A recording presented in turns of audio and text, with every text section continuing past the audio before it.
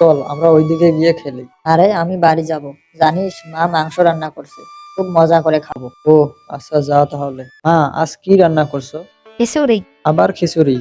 মা, মাংস রান্না করো না, আমার কতদিন মাংস খাওয়া হয়নি। মাংস? তুই জানিস না মাংসের কত দাম? আচ্ছা মা, আমরা কি কখনো মাংস খেতে পারবো না? ওকে কি করে বোঝাই যে মাংস কিনা আমাদের সাধ্যের বাইরে?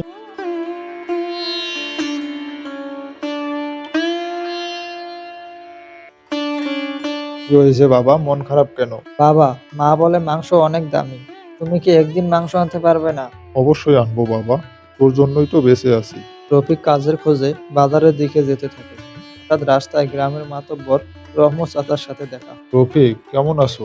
আর যাচ্ছ কোথায়? আচ্ছা, বাজারের দিকে যাচ্ছি, দেখি কোনো কাজের ব্যবস্থা হয় কিনা।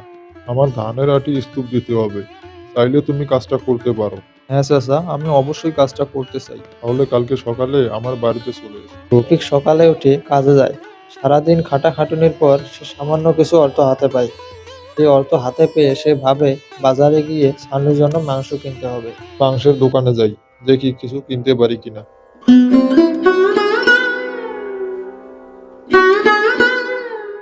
কাকু, একটু মাংস দরকার। কত দাম? কিসের মাংস নেবে, খাসি নাকি গরু? যা কম দামে পাওয়া যায়। এই যে পুরনো মাংসের টুকরো আছে, কেউ নিতে চায় না, কম দামে দিয়ে দেবো, নেবে? কত দেবো কাকু? দাও, 100 টাকা দিয়ে দাও। রফিক তার রোজগারের পুরো 100 টাকা দিয়ে মাংস কিনে হাসি মুখে বাড়ি ফেরে। আব্বা, তুমি মাংস এনেছো? মা, আজকে মাংস রান্না করো। মাংস? তুমি এত টাকা পেলে কোথায়? ছেলের মুখের হাসির জন্য আমি সবকিছু করতে পারি। তুমি রান্না শুরু করো। জাহানারা রান্না শুরু করে। সমস্ত ঘরে মাংসের গন্ধ ছড়িয়ে পড়ে। খুশিতে ছানু নাচতে থাকে। মা, মাংসের গন্ধ কত ভালো লাগছে, আমি কতগুলো টুকরো খাবো।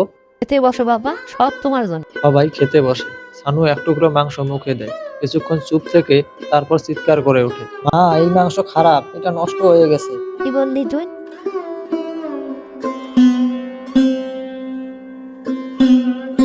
সত্যি রফিক, এটা তো খাওয়ার মতো না। আমি কি করে জানবো? আমি তোর মুখের হাসি দেখতে চেয়েছিলাম। ঘরে নীরবতা। ছানু কাছে গিয়ে রফিককে জড়িয়ে ধরে। আব্বা, তুমি কাঁদছো কেন? আমি আর মাংস খেতে চাইবো না, শুধু তুমি আমার পাশে থাকলেই চলবে। রফিক ছেলেকে শক্ত করে জড়িয়ে ধরে, চোখের জল গড়িয়ে পড়ে। এদিকে জাহানারা চুলা বন্ধ করে দেয়। রফিক, আমাদের যা আছে তা নিয়েই খুশি থাকতে হবে।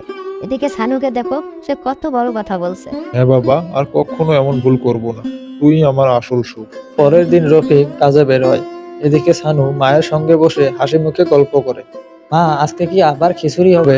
হ্যাঁ, তুই কিছু বলবি? খিচুড়ি খেলেই তো আমরা একসঙ্গে থাকতে পারি, আমাদের মাংস লাগবে না। জাহানারা হেসে ছানুকে বুকে টেনে নেয়। তুই থাকলেই আমাদের সব ভালো।